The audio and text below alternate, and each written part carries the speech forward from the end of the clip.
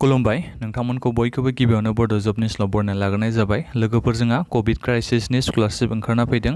दा नोंथांमोना बे कभिड क्राइसिसनि स्कलारशिपनि बागैनो बे भिडिअनि गेजेरजों मिथिनो हागोन। नोंथांमोननि फरायनाया बेसेबां जानांगोन, माबोरै एप्लाइ खालामनांगौ आरो स्कलारशिप एमाउन्ट हिसाबै बेसेबां मोननो हागोन, मा डकुमेन्ट्सखौ नोंथांमोना एप्लाइ खालामनाय समाव होनो नांगोन, जाहाथे बेफोरखौ नोंथांमोना बयबो मिथिनो थाखाय भिडिअखौ जोबजासिम नायो।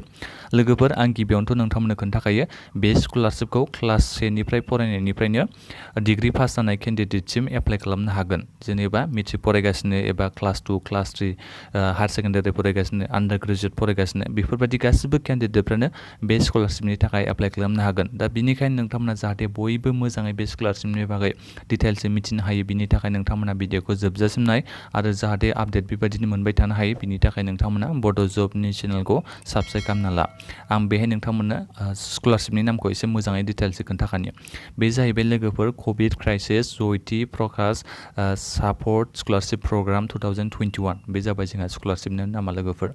आरो लोगोफोर बेजों लोगोसे नोंथांमोना गाहायाव नायबा नुनो मोनगोन बे स्कलारशिपखौ, जेनेबा बे कभिड क्राइसिसनि स्कलारशिपखौ मानि थाखाय होनाय जादों बेखौ एहाय एसे बिजिरनानै होदों, डिसक्रिपसन होनानै दङ।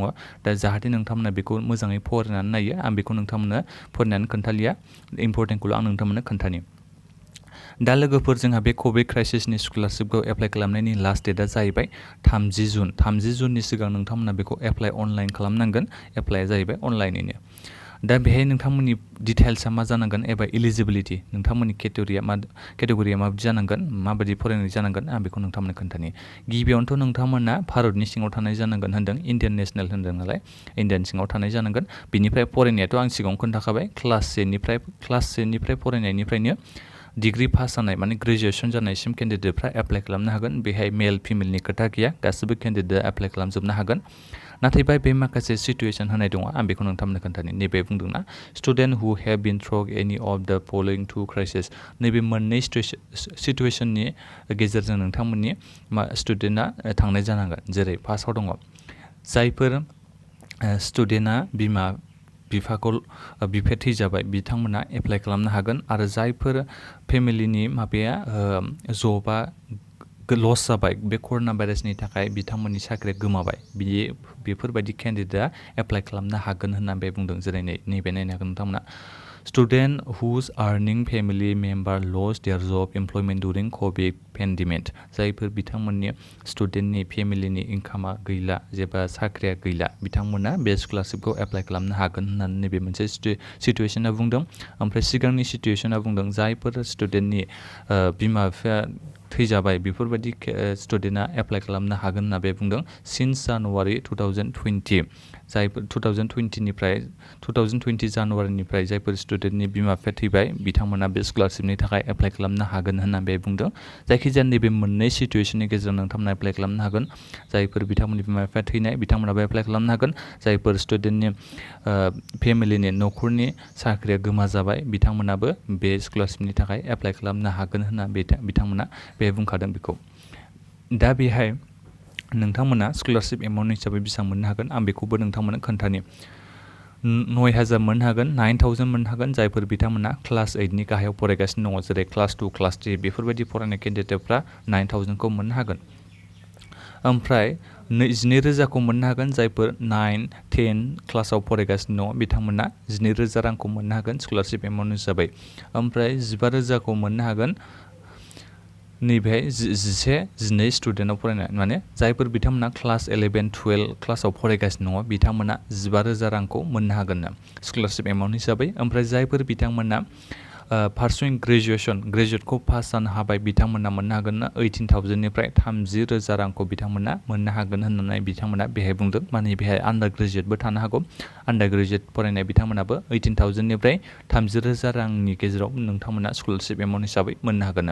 बे जाबाय जोंहा स्कलारशिप एमाउन्टफोरा।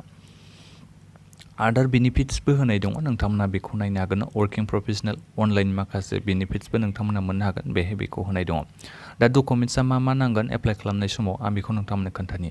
गिबियावनोथ' नोंथांमोना मार्कशिटखौ होनांगोन। नोंथाङा जेनेबा मेट्रिक पास जाबायबा मेट्रिकनि सार्टिफिकेटखौ नोंथांमोना होनो नांगोन जुदि क्लास 11 खौ पास जाबायबा अब्लाबो नोंथांमोना क्लास 11 नि मार्कशिटखौ होनो नांगोन डिग्री पास जाबायबा डिग्रीनि मार्कशिटखौ होनो नांगोन आन्डार ग्रेजुवेट बा जेरै नोंथाङा थार्ड सेमिस्टारखौ पास जाना फैबा थार्ड सेमिस्टारनि मार्कशिटखौ नोंथांमोना बेहाय होनो नांगोन बेखौ बे बुंखादों बिनिफ्राय नोंथांमोना मोनसे गभर्नमेन्टनि आइडि प्रुफ हिसाबै जेरै आधार कार्ड नङाबा भटार आइडि कार्ड नङाबा ड्राइभिं लाइसेन्स नङाबा पान कार्ड जायखिजाया नोंथांमोना मोनसे आइडिखौ बे होनो नांगोन एप्लाइ खालामनाय समाव आरो बिनिफ्राय लोगोफोर कारेन्ट इयार एडमिसन प्रुफ नोंथांमोना एडमिसन प्रुफखौ होनांगोन जेनेबा नोंथाङा दायो माने क्लास 11 खौ पास जानो हाबाय दा क्लास 11 खौ पास जानानै नोंथांमोना दायो क्लास 12 नि थाखाय एडमिसन लाबाय दा बे क्लास 12 नि एडमिसन रिसिप्टखौ नोंथांमोना एप्लाइ खालामनाय समाव होनो नांगोन होनना बे बुंदों नङाबा नोंथांमोना बे इनस्टिट्यूशननि आइडेन्टिटि कार्डबो होबाबो जागोन कलेजनि आइडेन्टिटि कार्ड होबाबो नोंथांमोना जागोन बर्नाफाइड सार्टिफिकेट होबाबो नोंथांमोना जागोन जायखिजाया नोंथांमोना बे मोनब्रै